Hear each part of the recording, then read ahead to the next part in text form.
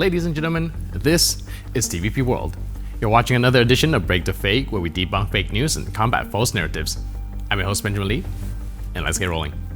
Now let's dive into the latest news from our favorite geopolitical circus. Russia, with a supporting cast that includes Putin, Lavrov, Medvedev, and, of course, Viktor Orban, cheerleader himself. First up, the Kremlin is now preparing Russians for a 10-year war with Kyiv. Yep, you heard that right. 10 years. According to the American Institute for the Study of War, the ultimate goal is the complete annihilation of Ukraine. Dmitry Medvedev, the deputy chairman of Russia's Security Council, allegedly said that Ukraine will cease to exist by 2034, which, is just a fantastic way to rally public support by promising a decade-long slog that ends in obliteration. That's the kind of motivational speech that really gets people excited. Hang in there, comrades, only 10 more years until total destruction. And while we're gearing up for this decade-long war, Russia is also trying to pretend that they're normalizing relations with the West. It's like burning down someone's house and then offering to help them with insurance paperwork. Recently, Viktor Orban popped by Moscow to have a cozy chat with Putin because nothing says "I'm committed to democracy" like having tea with a guy who invades his neighbors. Sergei Lavrov, Russia's foreign minister and master of Orwellian doublespeak, met with his Hungarian counterpart in New York. Together, reinforced the Kremlin's standard narrative about the war in Ukraine. They condemn alleged human rights violations in Ukraine and reaffirmed that Russian-Hungarian relations will keep flourishing despite the difficult international situation. Yes, because what better way to foster international relations by bonding over shared delusions and a mutual love for rewriting history? They have spoken about the whole context, of course. They have spoken about the whole geopolitical situation. And if you speak about this geopolitical situation, you cannot skip the outcome of the talks of the Prime Minister with the leaders you have mentioned. What we can be sure about is that if you take into consideration the current leaders of the world, you don't see any who could urge the two parties at war to sit around the same table. And if there is no current leader, then you have to look for future leaders. And if you look at the future leaders, it's only President Trump who could be elected in the foreseeable future and that could make a successful mission to create peace in our neighborhood. As far as I understand, President Trump is able to do so. And let's not forget Medvedev's brilliant future predictions. He's like a twisted Nostradamus, foreseeing the end of Ukrainian statehood in a decade. It's mind-blowing how they're promising the long-term goal while simultaneously pushing the narrative that everything is normal.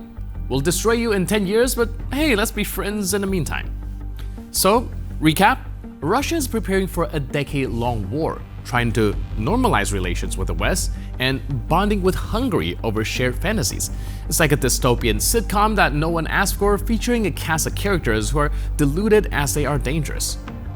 And in the middle of all this geopolitical farce, we have Viktor Orban, the dove of peace, fluttering around, trying to mediate while aligning himself with some of the most autocratic leaders in modern history. In a spectacle that would be hilarious if it weren't so profoundly tragic.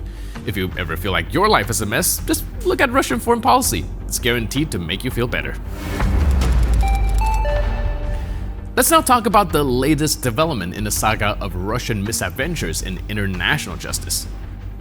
Sergei Lavrov, Russia's foreign minister and professional gaslighter, may soon find himself personally appealing to the International Criminal Court. Yes, the very same ICC that is currently investigating Russia's war crimes in Ukraine. Little things like the Bucha massacre. Karim Khan, the ICC prosecutor, has visited Ukraine multiple times, diligently gathering evidence. It seems Lavrov and his cronies are well aware of the progress of these investigations. They say the mills of God grind slowly, but in this case, they're grinding straight towards arrest warrants, which might explain why the Russians are sweating bullets. Свидетельств написать можно много, особенно когда есть журналисты, которые понимают задачу. Я сказал совершенно конкретную вещь. Можно получить список людей, чьи тела показали в Буче корреспонденты BBC. Нельзя, не дает никто. And why wouldn't they be?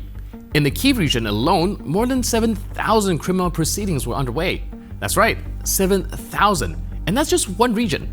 Over 20 countries worldwide have opened their own proceedings on Russian war crimes. But it doesn't even end there. The investigations aren't just targeting the foot soldiers.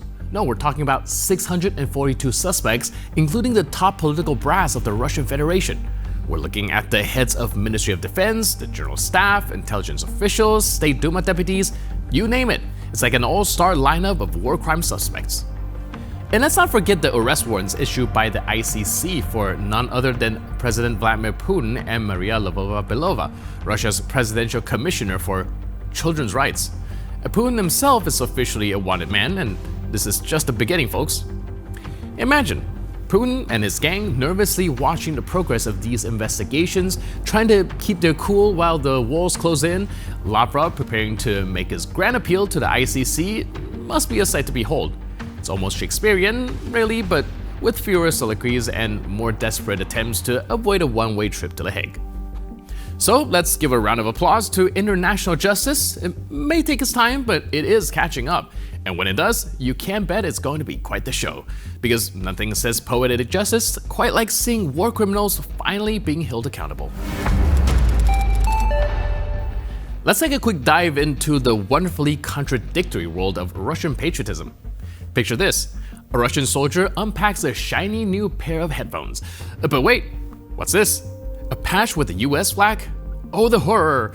Naturally, he does what any self-respecting Russian patriot would do. He burns the patch and declares all that's going on is because of these bastards and morons. But here's the kicker. He kept the headphones because, you know, his hatred for the West is nothing if not practical. He despises everything American except for the things that work really well, like his beloved headphones. Мы что увидели? Мы когда покупали вот эти активные наушники, мы увидели, что здесь вот такие патчи с американскими флагами. Вот все, что сейчас происходит, в первую очередь, это из-за вот этих вот уродов и тварей. И вот я сейчас сожгу к чертовой матери вот этот вот патч с американским флагом.